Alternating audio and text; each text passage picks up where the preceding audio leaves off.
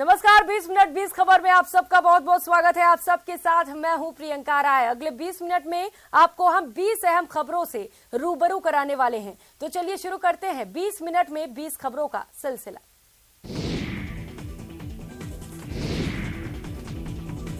Aero India के 14वें addition की शुरुआत सोमवार को बेंगलुरु के येलहांका के एयरफोर्स स्टेशन पर हुई। यह शो 17 फरवरी तक चलेगा। प्रधानमंत्री नरेंद्र मोदी ने इसका उद्घाटन किया। इस शो में सबसे ज्यादा सुर्खियां HLFT-42 ने बटोरी। इसके टेल पर हनुमान जी की फोटो है। साथ ही एक मैसेज भी लिखा है, द स्टॉर्म इज कमिंग, यानी तूफान आ रहा है। आसमान की बुलंदी पर आत्मनिर्भर भारत की ये तस्वीर है, जिसमें स्वदेश निर्मित फाइटर जेट्स और हेलीकॉप्टर्स की ताकत देखने को मिली।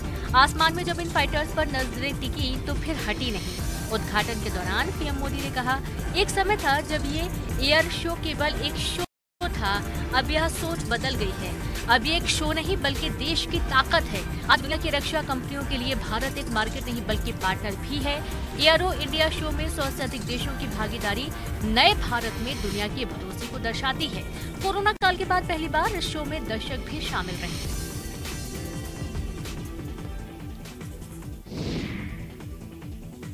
चंबल रिवर फ्रंट पर दुनिया की सबसे बड़े घंटों को ढालने की तैयारी पूरी कर ली गई है। घंटे को ढालने के लिए जयपुर से 3 टुकड़ों में लाए गए फाइबर के 3D मदर पैटर्न को जोड़कर फाइनल फिनिशिंग दे दी गई है।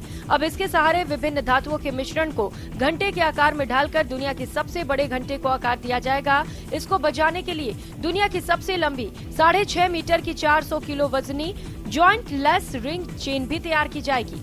इसकी विशेषता ये होगी कि घंटा बजाते समय ये चेन अलग से आवाज नहीं करेगा। ऐसे में घंटे की आवाज की गुणवत्ता में सुधार होगा और ये पास खड़े लोगों को भी अच्छी लगेगी। घंटे की गूंज 8 किलोमीटर तक सुनाई देगी। घंटा बनाने के विशेषज्ञ देवेंद्र कुमार आर्य ने बताया कि घंटे को महज 15 मिनट के भीतर ही ढालना होगा।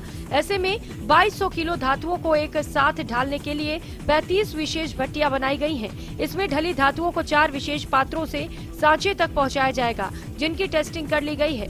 आपको बता दें, अभी तक दुनिया का सबसे बड़ा घंटा रूस और चीन में है। रूस में घंटा बनाते समय टूट गई थी और ऐसे में ये टूटी घंटा प्रदर्शित की गई है।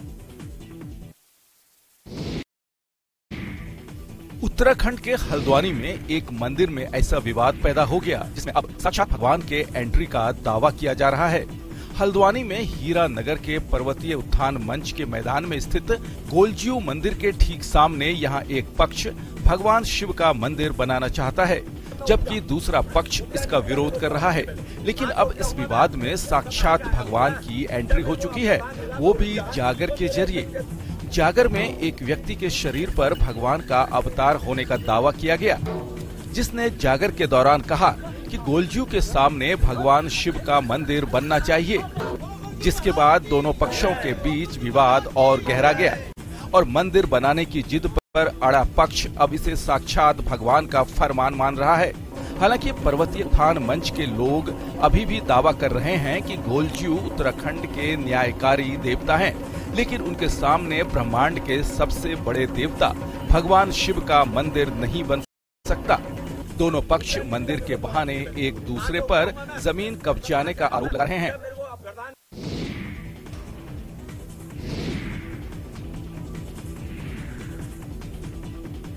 जमीन से अतिक्रमण खाली करने का नोटिस है ये, लेकिन ये नोटिस किसी इंसान को नहीं, भगवान को जारी किया गया है। बजरंगबली को जारी किया गया है ये नोटिस। रेलवे ने किया है ये कारनामा। शासकीय जमीन पर अतिक्रमण करने वालों पर एक्शन लिया जाता है। जिस इंसान ने जमीन पर कब्जा किया है उसे नोटिस जारी की जाती है, लेकिन यहाँ तो रेलवे ने सीधे बजरंगबली को नोटिस जारी कर दिया और जमीन खाली न करने पर कार्रवाई की बात भी नोटिस में कही है। बजरंगबली को जारी नोटिस ने रेलवे पर सवाल खड़े कर दिए। न्यूज 18 ने यह मामला उठाया, जिसके बाद रेलवे ने अपनी गलती सुधारी और बजरंगबली की जगह मंदिर के पुजारी के नाम नोटिस दिया। भगवान को भला नोटिस कैसे जारी की जा सकती है? रेलवे को ये बात न्यूज 18 की खबर के बाद समझ आई। रेलवे ने भूल सुधारी और बजरंगबली की जगह पुजारी को नोटिस जारी किया। Bureau report, news 18। अभी तक आपने इंसानों के आधार और हेल्थ कार्ड के बारे में जरूर सुना होगा, लेकिन हम आपको बता दें कि देश में मवेशियों का भी आधार और हेल्थ कार्ड बनता है। चौंकिए नहीं, ये आधार कार्ड बनते हैं चित्रकूट की सतगुरु गौशाला में। यहाँ रहने वाले गौवंशों के आधार कार्ड बनाए जाते हैं। ये गौशाला जिला मुख्यालय से 20 किलोमीटर दूर स्थित है। यहाँ 1400 गायें मौजूद हैं, जिसमें लगभग 1100 गौवंशों का डिजिटल आधार कार्ड बना हुआ है। यहाँ रहने वाले अधिकांश गौवंश वो हैं जिनके मालिकों ने उन्हें छोड़ दिया है। यहाँ इनको शरण देकर उनके पालन पोषण का काम किया जाता है। इतना ही नहीं, यहाँ हर एक गौवंशों का डिजिटल आधार कार्ड बनाया जाता है, जिसमें गायों के जबड़े का फोटो लेकर उनका सभी डेटा सॉफ्टवेयर में फीड किया जाता है, जिसके बाद यहाँ एक क्लिक में गायों के जबड़े को स्कैन करके उनका पूरा डेटा देखा जा सकता है। इस डिजिटल आधार कार्ड में गायों का नाम, लंबाई, चौड़ाई, वजन, पूर्व में कौन कौन सी बीमारियां और कौन कौन सा इलाज दिया गया इत्यादि पूरा डेटा मौजूद होता है। इस आधार कार्ड के बन जाने से गौवंशों के खो जाने का खतरा भी नहीं है। इतना ही नहीं, गंगा आरती की तर्ज और उसी निश्चित समय पर प्रतिदिन गौ आरती भी होती है, जिसमें गौ प्रतिमा की आरती के बाद गौवंशों की भी आरती की जाती है। उत्तर प्रदेश के हरदोई में लोग बंदरों के आतंक से परेशान हैं। इनके चलते कई लोग अक्सर हादसों का शिकार हो जाते हैं। आलम यह है कि इनकी संख्या दिनों दिन बढ़ती ही चली जा रही है, जिससे लोगों का खाना पीना तक दुश्वार हो चुका है। बंदरों के इस आतंक से निजात पाने के लिए भरखनी गांव के लोगों ने मथुरा से बंदरों को पकड़ने वाली एक टीम को बुलाया और टीम ने आते ही गांव में अलग अलग जगहों पर पिंजरा लगाकर तकरीबन 1500 से 1600 बंदरों को पकड़ लिया। इसके बाद भरखनी गांव अब बंदरों से पूर्णतया मुक्त हो चुका है। टीम की कामयाबी की खबर जब पाली थाने के पुलिस कर्मियों को लगी, तो उसने भी बंदरों के आतंक से निपटने के लिए इनकी मदद लेने का फैसला लिया और थाना परिसर में आतंक का पर्याय बन चुके बंदरों को पकड़ने का जिम्मा सौंप दिया।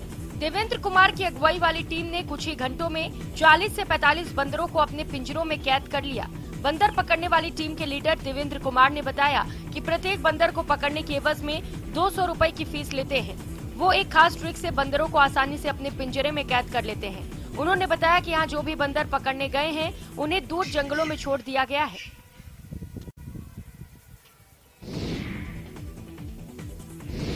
आज भले ही संचार की दुनिया में तेजी से बदलाव हो रहे हैं, दुनिया तेजी से ओटीटी की तरफ बढ़ रही है, लेकिन इन सब के बीच रेडियो का महत्व आज भी बरकरार है। इसी को ध्यान में रखते हुए दुनिया भर में 13 फरवरी विश्व रेडियो दिवस के रूप में मनाया जाता है। विश्व रेडियो दिवस पर सुदर्शन पटनायक ने खूबसूरत सैंड आर्ट तैयार किया है। ओडिशा के पूरी समुद्र तट पर सुदर्शन पटनायक ने इस सैंड आर्ट पर गांव से शहर तक को उकेरा। साथ ही उन्होंने प्रधानमंत्री की आकृति के साथ ही मन की बात जैसे लोकप्रिय कार्यक्रम को भी अपनी कला में उकेरा। उन्होंने लोगों को रेडियो दिवस की शुभकामनाएं भी दी। साथ ही उन्होंने संदेश दिया कि रेडियो आज भी दूर दराज वाले क्षेत्रों में रहने वाले लोगों को खबर से रूबरू कराने का भरोसेमंद माध्यम है। आपको बता दें कि स्पेन रेडियो अकादमी ने 13 फरवरी को विश्व रेडियो दिवस मनाए जाने के लिए 2010 में पहली बार प्रस्ताव रखा था। इसके बाद साल 2011 में यूनेस्को के सदस्य राष्ट्रों के द्वारा इसे घोषित किया गया और 2012 में संयुक्त राष्ट्र महासभा द्वारा इसे अपनाया गया था। इसके बाद यूनेस्को ने पहली बार 13 फरवरी 2012 को विश्व रेडियो दिवस के रूप में इस दिन को मनाने का फैसला किया। तब से विश्व भर में इसी दिन विश्व रेडियो दिवस मनाया जाने लगा। देश की आर्थिक राजधानी मुंबई में 100 साल पुरानी कारों को देखने के लिए लोगों की भीड़ उमड़ गई। इस रैली का आयोजन vintage and classic car club of India ने वेस्टर्न इंडिया ऑटोमोबाइल एसोसिएशन के सहयोग से किया। इस आयोजन में देश भर से 150 से ज्यादा कार और 2 पहिया वाहन शामिल हुए। इसमें सबसे पुरानी कार 1903 का हम्बर मॉडल भी देखने को मिला। इसके साथ ही राजा महाराजाओं की शान में 4 चांद लगाने वाली कई गाड़ियां यहां देखने को मिली। भले ही ये गाड़ियां आज सड़कों पर दौड़ती हुई नजर नहीं आती हो, लेकिन लोगों के बीच इनका जलवा बरकरार है। लोग इनके साथ सेल्फी लेने के लिए काफी उत्सुकता दिखा रहे हैं।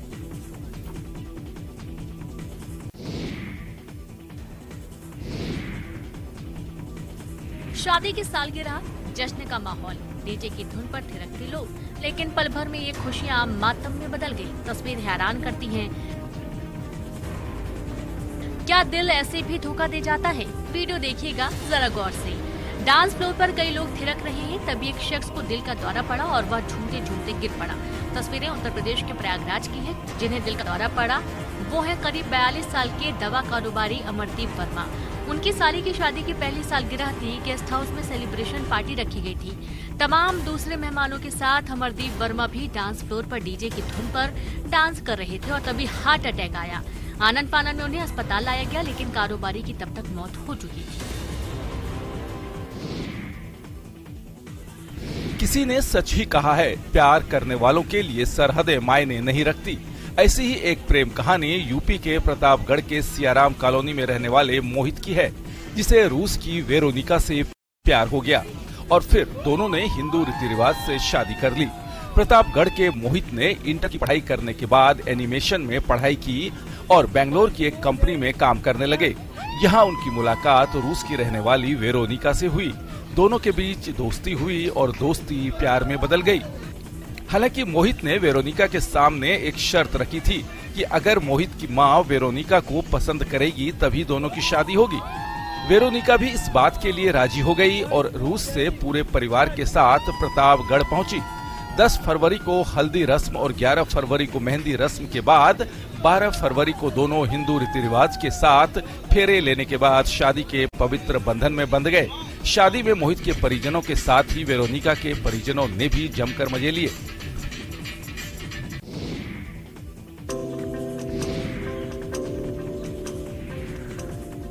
कहते हैं कि प्यार अंधा होता है, न उम्र की सीमा होती है, न जाति की बंदिशें। ये तो दिल लगी है, लग गई तो बस लग गई।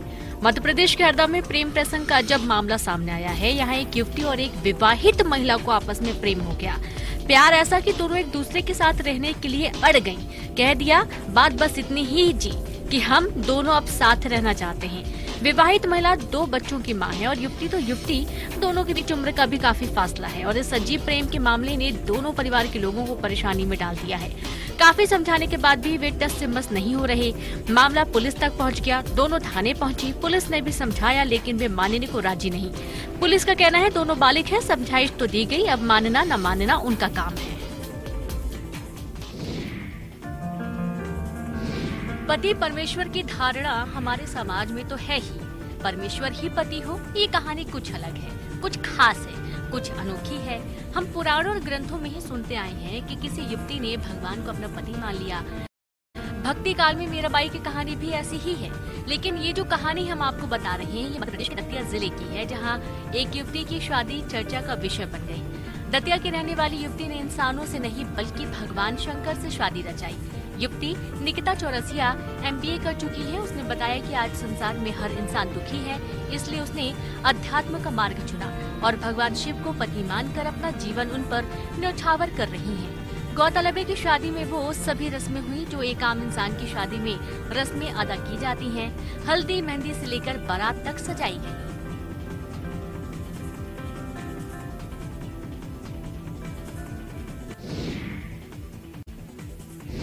उत्तर प्रदेश के बुंदेलखंड में आज भी एक से बढ़कर एक रहस्यमय और खौफनाक स्थान है, जिसके बारे में आज भी बहुत कम लोगों को पता है।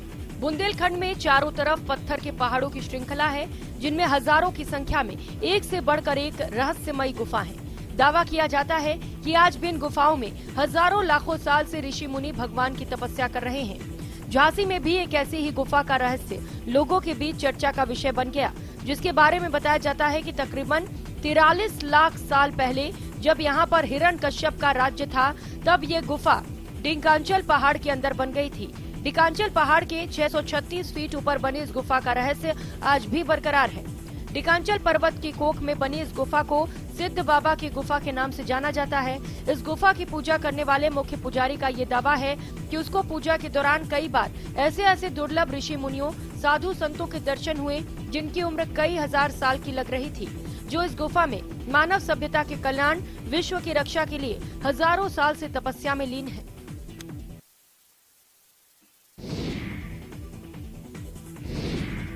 ये है डूंगरपुर जिले का छोटा सा गांव दिवड़ाबड़। कहने को ये गांव है, लेकिन यहाँ सार्वजनिक सुविधाएं किसी विकसित शहर से कम नहीं। गांव की पंचायत द्वारा जहां क्षेत्र में स्वच्छता, हरियाली और शुद्ध पेयजल को लेकर कार्य किया गया है, तो वहीं इसके साथ ही युवाओं को प्रतियोगी परीक्षा की तैयारी के लिए लाइब्रेरी और महिलाओं को आत्मनिर्भर बनाने के लिए उन्हें निःशुल्क प्रशिक्षण भी दिए जा रहे हैं।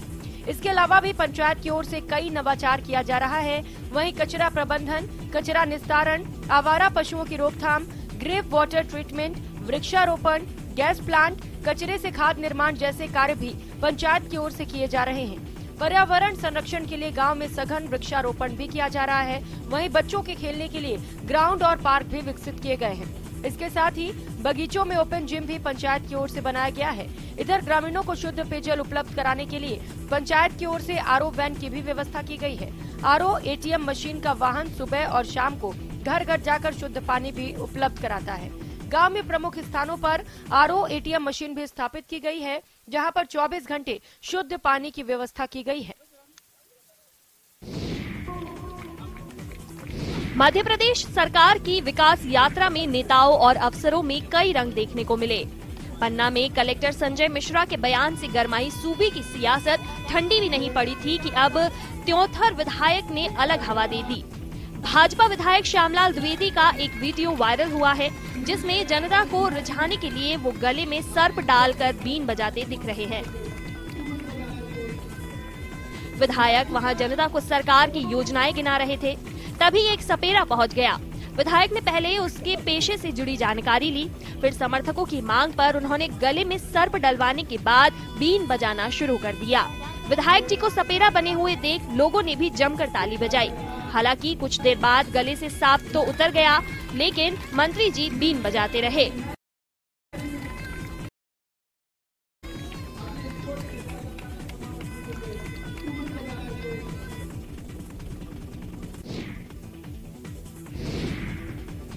मध्य प्रदेश के नर्मदापुरम के लोकदेव संत शिरोमणि श्री राम जी का मेला इन दिनों चल रहा है। राम जी बाबा मेले में खास तौर पर ग्रामीण परिवेश और उससे जुड़ी झलक देखने को मिलती है। इसी के तहत नर्मदा कॉलेज मैदान पर बैलगाड़ी दौड़ प्रतियोगिता का आयोजन किया गया, जिसमें 60 बैलों की जोड़ी ने दौड़ लगाई। इसे देखने नर्मदा महाविद्यालय मैदान पर बड़ी संख्या में लोग मौजूद रहे। बैलगाड़ी दौड़ प्रतियोगिता में जिले सहित आसपास के ग्रामीण क्षेत्रों की बैल जोड़ियां शामिल हुई। प्रतियोगिता के खिताब पर कब्जा जमाने के लिए बैल जोड़ी मालिक और बैल जोड़ी दोनों जी जान लगाते नजर आए और विजेता बनी बैतूल के संत पाल धुर्वे की बैल जोड़ी लकी और लाखिया। इनकी जोड़ी ने 6 मिनट 74 सेकंड में प्रतियोगिता जीतकर प्रथम स्थान हासिल किया।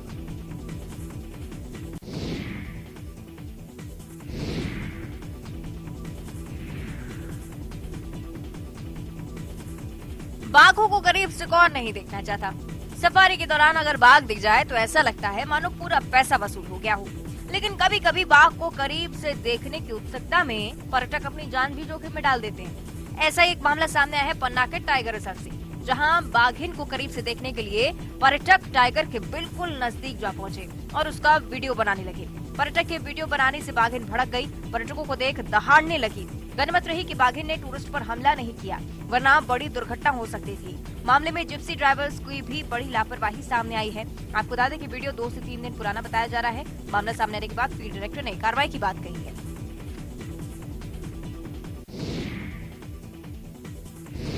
तुर्की और सीरिया में आए विनाशकारी भूकंप में अब तक 25,000 से ज्यादा लोगों की मौत हो चुकी है। दोनों देशों में लगातार रेस्क्यू ऑपरेशन जारी है। वसुदेव कुटुंबकम का मंत्र मानने वाले भारत ने भी वहां मदद के लिए अपनी एनडीआरएफ टीमें भेजी हैं और ये टीमें बाकायदा अपना फर्ज निभा रही हैं। मलबे में फंसी रही 6 साल की बच्ची को टीम ने जिंदा बाहर निकाला और इस खास काम को अंजाम देने वाले भारत के एक ऐसे 2 बेजुबान हीरो शामिल है जिनका लोहा दुनिया मान रही है। इनका नाम है रोमियो और जूली। अगर शायद ये दोनों नहीं होते तो बच्ची का पता तक नहीं लग सकता था।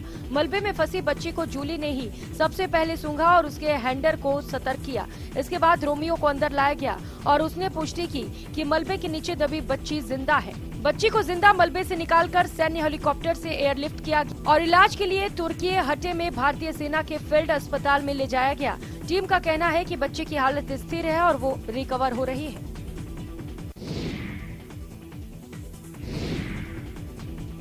हरियाणा के फरीदाबाद के सूरज कुंड में लगे 36वें अंतर्राष्ट्रीय मेले में एक से बढ़कर एक हस्तशिल्प कलाओं का प्रदर्शन देखने को मिल रहा है। अलग अलग राज्यों और देशों से आए हस्तशिल्प कलाकार एक से बढ़कर एक हस्तशिल्प कलाओं का प्रदर्शन कर रहे हैं। ऐसे एक हस्तशिल्प कलाकार हैं शारदा छेत्री, जो मेघालय से आई हुई हैं। ये उन वस्तुओं का इस्तेमाल करती हैं जिन्हें लोग फेंक देते हैं। उनकी बनाई गई कलाकृतियों को देखकर हर कोई मंत्रमुग्ध हो रहा है और इन्हें खरीदे बिना नहीं रह पा रहा है। पहली बार सूरज कुंड मेले में आई शारदा पिछले 12 सालों से ये मेघालय में अपना थोक का व्यापार चलाती हैं और ऑर्डर के आधार पर ही प्रोडक्ट तैयार करती हैं। इनके 16 से 60 लोगों को रोजगार भी मिला है। इस कला को लेकर इन्हें स्टेट अवार्ड भी मिल चुका है।